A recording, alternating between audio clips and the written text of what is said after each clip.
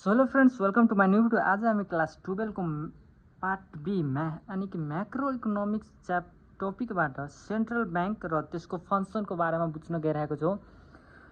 Central bank र function यो one of the important question हो जुन एक्जाममा सोधेको छ। दुईवटा, एउटा सेन्ट्रल बैंक र एउटा कमर्सियल बैंकबाट सोधेको हुन्छ। सो सेन्ट्रल बैंक भनेको के हुन्छ भने सेन्ट्रल बैंक भनेको केन्द्रीय बैंक हो। हरेक कन्ट्रीमा हुन्छ, नेपालमा पनि छ। नेपालमा सेन्ट्रल बैंकको नाम छ एनआरबी, ठीक छ, एनआरबी नेपाल राष्ट्रिय बैंक। र यो एनआरबी को स्थापना 2013 बीसीमा भएको छ। र यो कुन एक्ट थ्रु भएको छ भने नेपाल राष्ट्रिय बैंक एक्ट 2012 को त्यो एक्टले यो त्यो भएको छ, ठीक छ, बनेको छ। नेपाल एनआरबी एक्ट 2012 को त्यो लले यो बनेको छ, ठीक छ। त्यस्तै गरी हरेक देशमा एउटा सेन्ट्रल बैंक हुन्छ। नेपालमा पनि छ, इन्डियामा पनि छ। इन्डियाको हुन्छ इन्डियाको हुन्छ, त्यो इन्डियाको आफ्नै आफ्नै छ। त्यस्तै गरी यो सेन्ट्रल बैंकको आफ्नो काम हुन्छ, कमर्सियल बैंकको पनि आफ्नो काम छ। तर सेन्ट्रल बैंक के हुन्छ भने हरेक कन्ट्रीमा एउटा सेन्ट्रल बैंकको मेन काम के हुन्छ भने दुईवटा काम हुन्छ। एउटा बैंकहरूलाई कन्ट्रोल गर्ने, जो जति पनि कमर्सियल बैंक छ, कमर्सियल बैंक जति पनि हुन्छ, तर सेन्ट्रल बैंक कुनै पनि देशमा एउटा मात्रै हुन्छ, ठीक छ। अनि एउटा यसको काम के हुन्छ भने बैंक सेक्टरलाई कन्ट्रोल गर्ने, ठीक छ, बैंकिङ सेक्टरलाई कन्ट्रोल गर्ने, ठीक छ। अनि अर्को यसको काम के हुन्छ भने मोनिटरी गर्ने। मोनिटरी के गर्ने भनेपछि पैसा कति छाप्ने, कुन पैसा छाप्ने, कहाँ छाप्ने, त्यो त्यसको अधिकार यसलाई मात्रै हुन्छ। एक प्रकार से बुझ्नु, यसलाई मोनोपोली छ त्यो पैसा छाप्नेमा। यो मात्रै छाप्न सक्छ, अझ कुनै बैंक पनि छाप्न सक्दैन। सो यसको फंक्सनहरू हामी हेरौँ। यसको फंक्सनहरू के छ भने issue note, government bank, banker bank, lender of last resort, clearing house function. यस्तै गरी सबभन्दा पहिला हरेक पोइन्ट बुझौँ हामी ल। फर्स्ट पोइन्ट के छ भने इस्यु नोट। इस्यु नोटको अर्थात् के भयो भने यसलाई नोट इस्यु गर्ने, मतलब नोट प्रिन्ट गर्ने, कति नोट प्रिन्ट गर्छ, कुन नोट प्रिन्ट गर्छ, त्यसको अधिकार यसले मात्रै हुन्छ, ठीक छ।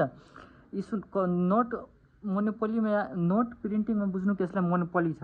अर्को पोइन्ट के छ भने गभर्नमेन्ट बैंक। गभर्नमेन्ट बैंक भनेको के भने यो सरकारको बैंक हो, सरकारी बैंक होइन, सरकारको बैंक। जस्तै नेपाल कन्टेक्समा सरकारी बैंक धेरै, जस्तै राष्ट्रिय वाणिज्य पनि भयो, अनि अर्को पनि छ कृषि बैंक। त्यस्तै गरी तर यो सरकारको बैंक हुन्छ के सेन्ट्रल बैंक भनेपछि, मतलब यो सरकारको एडभाइजरी दिन्छ, कन्ट्रोल गर्छ, त्यस्तो कन्डिसनमा यो युज हुन्छ।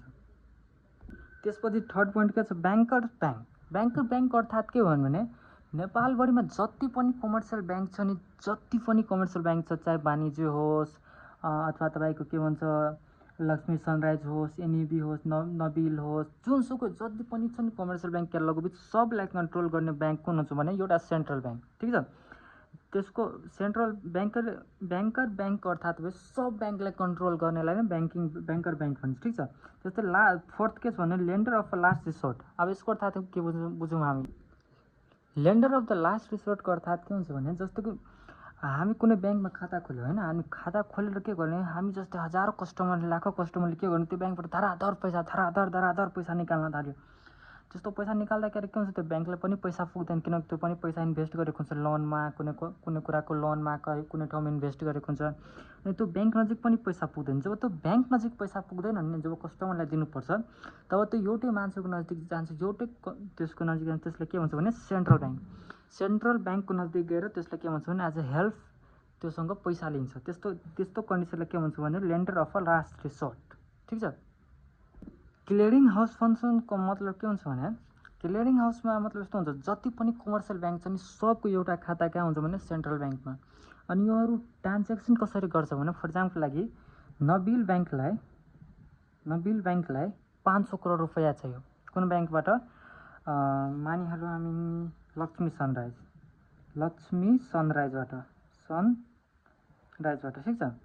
अनि यो के गर्छ भने यो डाइरेक्ट यो पैसा यसलाई दिन सक्दैन। के गर्छ भने यो के भन्छ क्लियरिङ हाउस फंक्सन छ नि, यसलाई युज गरेर, किनकि यसको पनि खाता कहाँ छ सेन्ट्रल बैंकमा छ, र यसको पनि खतरा कहाँ छ भने सेन्ट्रल ब्याङ्कमा छ। सो दुइटैले के गर्छ भने यो थ्रु सेन्ट्रल ब्याङ्क थ्रु के भन्छ भने पैसा एक्सचेन्ज गर्छ। जस्तै हामी कुनै ब्याङ्कमा गएर के भन्छ चेक हुन्छ नि, जस्तै चेक दिन्छौँ नि त्यो पैसा दिन्छ नि, त्यस्तै सेम यो प्रोसेस पनि हुन्छ। एउटा ब्याङ्कले अर्को ब्याङ्कलाई पैसा दिन्छ के थ्रु सेन्ट्रल ब्याङ्कको थ्रु, ठिक छ। त्यसलाई भन्छ क्लियरिङ हाउस फङ्सन। त्यस्तै गरी अब 6 नम्बरको पोइन्टमा जाउँ। त्यस्तै गरी 6 पोइन्ट के छ भने custodian of the metal reserve and the international currency. यसको अर्थात् के हुन्छ भने जस्तै नेपाल ब्याङ्क या कुनै पनि कन्ट्रीको ब्याङ्क सेन्ट्रल ब्याङ्कले के गरेको हुन्छ भने विदेशी मुद्रा र के भन्छ भने मेटालिक रिजर्भ भने कस्तो भन्छ भने गोल्ड सिल्भर जुन भ्यालुएबल गुड्सहरू छ नि त्यस्तोहरू राखेको हुन्छ। किन त्यसैको त्यो साटामा के गर्छ त्यो मनी प्रिन्ट गरिरहेको छ। फर इक्जाम्पल लागि हामीले 10 करोडको गोल्डको त्यो रिजर्भ छ, हामी 10 करोड मात्रै प्रिन्ट गर्न सक्छौँ, त्यस्तो हुन्छ क्या। मतलब इन्टरनेसनल करेन्सी ताकि हामी जस्तै यो पनि एउटा पेपर हो, ठिक छ, यो पनि एउटा पेपर छ र त्यो पैसा पनि एउटा पेपर छ। तर यसमा डिफ्रेन्ट के हुन्छ भने त्यसमा एउटा भ्यालु हुन्छ, एउटा पावर हुन्छ के कि त्यसको सट्टामा हामी त्यो सामान त्यति भ्यालुको किन्न सक्छौँ। त्यो किनकि त्यसको के भन्छ भने गभर्मेन्टले एउटा के भन्छ त्यसको भ्यालु तोकिदिएको छ, ठिक छ। त्यसैको लागि के भन्छ कस्टमर मेटल रिजर्भ सुन चाँदी त्यो त भ्यालुएबल प्रोडक्ट हो नि, त्यसको सट्टामा यसलाई युज गरेको हुन्छ, ठिक छ। त्यस्तै गरी 7 पोइन्ट के छ भने डेभलपमेन्ट फङ्सन। अब यो के गर्छ भने डेभलपमेन्ट फङ्सनमा पनि धेरै नै सहयोग गर्छ र कन्ट्रोल पनि गर्छ। जस्तै पहिला के हुन्छ भने कमर्सियल ब्याङ्कहरूले सबभन्दा बढी के गर्छ भने रियल एस्टेटमा हुन्छ नि, जस्तै घर जग्गा जमिन त्यस्तोमा बढी लोन दिने गर्छ। अनि त्यस्तोलाई कन्ट्रोल गर्नको लागि के गर्छ भने त्यो सेन्ट्रल ब्याङ्कले एउटा निर्देशन जस्तो दिन्छ कि कमर्सियल ब्याङ्कलाई कि तिमी रियल इस्टेटमा मात्रै पैसा इन्भेस्ट नगर, बरु तिमी के भन्छ कुनै कम्पनी फ्याक्ट्री त्यस्तोहरू छ त्यस्तोमा पनि इन्भेस्ट गर ताकि पैसाको चलखेल बढी होस्। त्यस्तो टाइपको कन्ट्रोल पनि सेन्ट्रल ब्याङ्कले गर्छ। हस् त यो भिडियोमा यत्तिकै कुरा तपाईँ बुझिहाल्नुभयो भने तपाईँले 5 मार्क ल्याउनुबाट कोही रोक्न सक्दैन। एउटा यसको अर्को पनि पार्ट लिएर आउँछु म, पार्ट 2, त्यसमा कमर्सियल ब्याङ्कको बारेमा टोटली बुझाउन छु। सेन्ट्रल ब्याङ्कमा यत्तिकै छ, केही छैन। सेन्ट्रल ब्याङ्क नेपालको सेन्ट्रल ब्याङ्क कुन हो, एनआरबी नेपाल राष्ट्रिय ब्याङ्क जो कहिले यो 1 मार्कमा सोध्न सक्छ कि कहिले इस्टाब्लिस भयो त 2013-20, ठिक छ, विक्रम सम्वत 2013मा। यसको मेन काम दुईवटा हुन्छ, ब्याङ्किङ सेक्टरलाई कन्ट्रोल गर्ने, मोनिटरी मतलब ब्याङ्किङ सब ब्याङ्कलाई कन्ट्रोल गर्ने र पैसा छाप्ने काम। यसको दुईवटा मेन पक्ष हुन्छ र यसको फङ्सन यो 5-7वटा म लेखिदिएको छु। Issue note, government bank, banking bank, clearing of the last resort, clearing house function, custom of the metallic reserve and international currency development function, यहीहरू, ठिक छ। केही हुँदैन यसको, यतिकै हो। यति तपाईँ बुझिहाल्नु भने 5 मार्क ल्याउनु बाद त कोही रोक्दैन। पार्ट 2 मा तपाईँले छिटो लिएर आउनु छु, ठिक छ, कमर्सियल ब्याङ्कको। हस् त, धन्यवाद। तपाईँले यो भिडियो मन परेमा लाइक सब्सक्राइब गरिदिनु होला।